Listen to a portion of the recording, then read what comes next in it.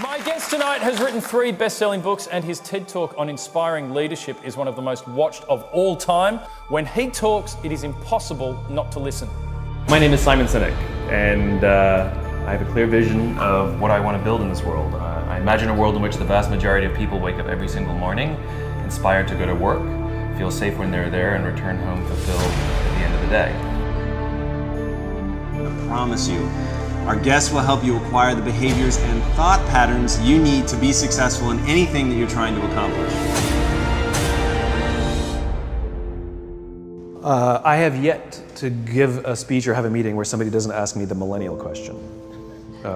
What's the millennial question? Apparently, millennials as a generation, which is a group of people who were born approximately 1984 and after, are tough to manage. And they're accused of being entitled and narcissistic, self-interested, unfocused, lazy. But entitled is the big one. And because they confound leadership so much, what's happening is leaders are asking the millennials, what do you want? And millennials are saying, we want to work in a place with purpose, love that. We want to make an impact, whatever that means. We want free food and beanbags. And so somebody articulates some sort of purpose, there's lots of free food and there's beanbags, and yet for some reason they're still not happy. And that's because they're missing, there's a missing piece. What I've learned is that I can break it down into 4 pieces, right? There are four things, 4 characteristics. One is parenting, the other one is technology, the third is impatience, and the fourth is environment. The generation that we call the millennials, too many of them grew up subject to, not my words, failed parenting strategies, where, for example, they were told that they were special all the time. They were told that they could have anything they want in life, just because they want it, right? They were told, some of them got into honors classes, not because they deserved it, but because their parents complained. And some of them got A's, not because they earned them, but because the teachers didn't want to deal with the parents. Some kids got participation medals. You got a medal for coming in last, right? Which the science we know is pretty clear, which is it devalues the medal and the reward for those who actually work hard. And it actually makes the person who comes in last feel embarrassed because they know they didn't deserve it. So it actually makes them feel worse, right? So you take this group of people and they graduate school and they get a job, and they're thrust into the real world, and in an instant they find out they're not special, their moms can't get them a promotion, that you get nothing for coming in last, and by the way, you can't just have it because you want it, right? And in an instant, their entire self-image is shattered. And so you have an entire generation that's growing up with lower self-esteem than previous generations. The other problem, to compound it, is we're growing up in a Facebook, Instagram world. In other words, we're good at putting filters on things. We're good at showing people that life is amazing even though I'm depressed, right? And so everybody sounds tough, and everybody sounds like they got it all figured out. And the reality is there's very little toughness, and most people don't have it figured out. And so when the more senior people say, well, what should we do? They sound like, this is what you got to do. And they have no clue, right? So you have an entire generation growing up with lower self-esteem than previous generations, right? Through no fault of their own, right? They were dealt a bad hand, right? Now let's add in technology. We know that engagement with social media and our cell phones releases a chemical called dopamine. That's why when you get a text, it feels good, right? So we've all had it where you're feeling a little bit down or feeling a bit lonely, and so you send out 10 texts to 10 friends, hi, hi, hi, hi, hi, because it feels good when you get a response, right? Right? It's why we count the likes, it's why we go back 10 times to see if my Instagram is growing slower, did I do something wrong? Do they not like me anymore, right? The trauma for young kids to be unfriended, right? Because we know when you get a hit of dopamine, which feels good. It's why we like it, it's why we keep going back to it. Dopamine is the exact same chemical that makes us feel good when we smoke, when we drink, and when we gamble. In other words, it's highly, highly addictive, right? We have age restrictions on smoking, gambling, and alcohol And we have no age restrictions on social media and cell phones, which is the equivalent of opening up the liquor cabinet and saying to our teenagers, hey, by the way, this adolescence thing, if it gets you down. But that's basically what's happening. That's basically what's happening, right? That's basically what happened. You have an entire generation that has access to an addictive, numbing chemical called dopamine through social media and cell phones as they're going through the high stress of adolescence. Why is this important? Almost every alcoholic discovered alcohol when they were teenagers. When we're very, very young, the only approval we need is the approval of our parents. And as we go through adolescence, we make this transition where we now need the approval of our peers. Very frustrating for our parents, very important for us. It allows us to acculturate outside of our immediate families into the broader tribe, right? It's a highly, highly stressful and anxious period of our lives, and we're supposed to learn to rely on our friends. Some people, quite by accident, discover alcohol and numbing effects of dopamine to help them cope with the stresses and anxieties of adolescence. Unfortunately, that becomes hardwired in their brains, and for the rest of their lives, when they suffer significant stress, they will not turn to a person, they will turn to the bottle. Social stress, financial stress, career stress, that's pretty much the primary reasons why an alcoholic drinks, right? What's happening is because we're allowing unfettered access to these dopamine-producing devices and media, basically it's becoming hardwired, and what we're seeing is as they grow older, too many kids don't know how to form deep, meaningful relationships. Their words, not mine. They will admit that many of their friendships are superficial. They will admit that their friends, that they don't count on their friends, they don't rely on their friends, they have fun with their friends, but they also know that their friends will cancel on them if something better comes along. Deep, meaningful relationships are not there because they never practice the skill set, and worse, they don't have the coping mechanisms to deal with stress. So when significant stress starts to show up in their lives, they're not turning to a person, they're turning to a device, they're turning to social media, they're turning to these things which offer temporary relief. We know, the science is clear, we know that people who spend more time on Facebook suffer higher rates of depression than people who spend less time on Facebook, right?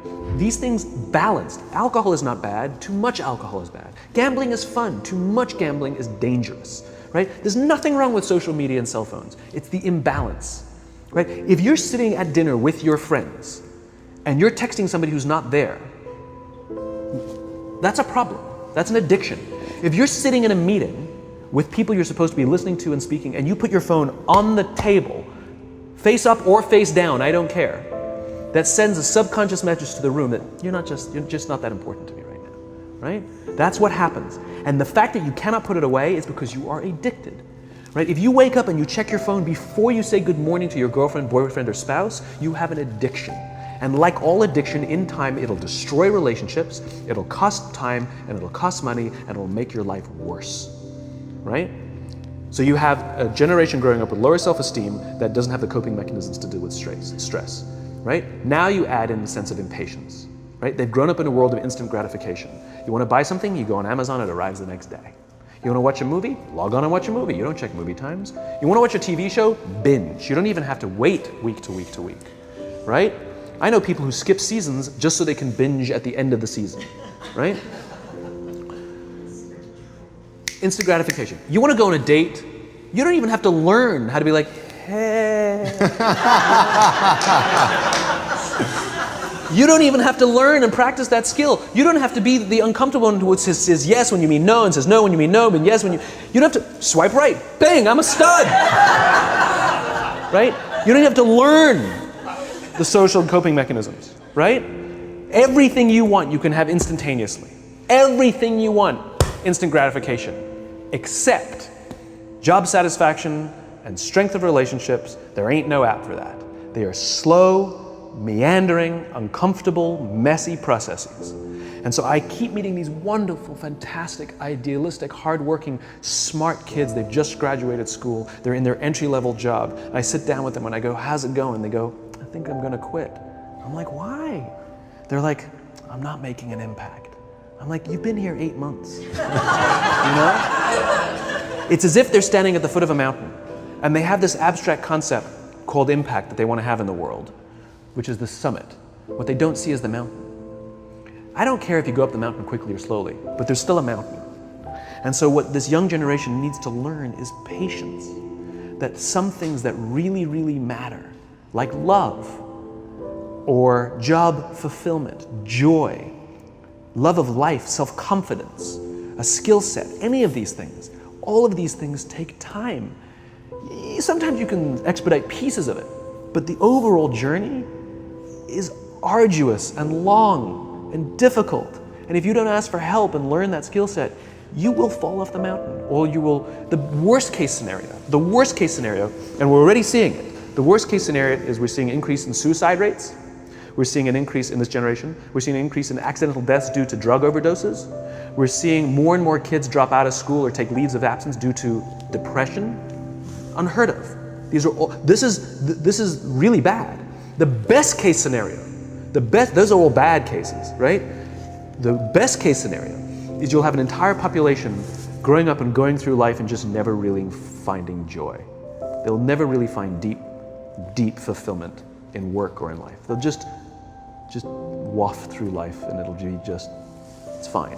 How's your job? It's fine, the same as yesterday. How's your relationship? It's fine. Like that's the best case scenario, which leads me to the fourth point, which is environment, which is we're taking this amazing group of young, fantastic kids who are just dealt a bad hand. It's no fault of their own. And we put them in corporate environments that care more about the numbers than they do about the kids. They care more about the short-term gains than the long-term life of this young human being. We care more about the year than the lifetime, right? And so we are putting them in corporate environments that aren't helping them build their confidence, that aren't helping them learn the skills of cooperation, that aren't helping them overcome the challenges of a digital world and finding more balance, that isn't helping them overcome the need to have instant gratification and teach them the joys and impact and the fulfillment you get from working hard on something for a long time that cannot be done in a month or even in a year. And so we're thrusting to them in corporate environments, and the worst part about it is they think it's them. They blame themselves. They think it's them who can't deal. And so it makes it all worse. It's not. I'm here to tell them it's not them. It's the corporations, it's the corporate environments, it's the total lack of good leadership in our world today that is making them feel the way they do. They were dealt a bad hand, and I hate to say it, but it's the company's responsibility. Sucks to be you, like we have no choice, right? This is what we got, and I wish that society and their parents did a better job. They didn't. So we're getting them in our companies, and we now have to pick up the slack. We have to work extra hard to figure out the ways that we build their confidence. We have to work extra hard to find ways to teach them the social skills that they're missing out on. There should be no cell phones in conference rooms. None. Zero. And I don't mean the kind of like sitting outside waiting to text. I mean like when you're sitting and waiting for a meeting to start, this is what we all do. We all sit here and wait for the meeting to start. Meeting starting? Okay. And we start the meeting. No, that's not how relationships are formed. Remember we talked about it's the little things? Relationships are formed this way. We're waiting for a meeting to start and we go, how's your dad? I heard he was in the hospital. Oh, he's really good. Thanks for asking. He's actually at home now. Oh, I'm really glad. It was really amazing. I know, it was really scary for a while. That's how you form relationships. Hey, did you ever get that report done? Oh my God, no, I didn't. I'll help you out. Can I help you out with that? Really? That's how trust forms. Trust doesn't form at an event in a day. Even bad times don't form trust immediately. It's the slow, steady consistency. And we have to create mechanisms where we allow for those little innocuous interactions to happen. But when we allow cell phones in conference rooms, we just, okay, have the meeting. And then my favorite is like when there's a cell phone there and you go like this, you go. It rings and you go. I'm not going to answer that. Mr. Magnanimous, you know? When you're out for dinner with your friends, like I do this with my friends. When we're going out for dinner and we're leaving together, we'll leave our cell phones at home.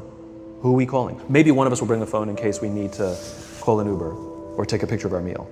That goes without saying, come on. I'm an idealist, but I'm not insane. You know? At a heathen. I mean, it looked really good.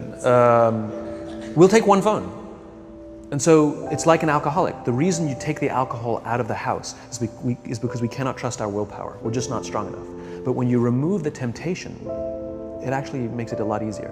And so when you just say, don't check your phone, people literally will go like this. And somebody will go to the bathroom, and what's the first thing we do? Because I wouldn't want to look around the restaurant for a minute and a half, you know? But if you don't have the phone, you just kind of enjoy the world. And that's where ideas happen.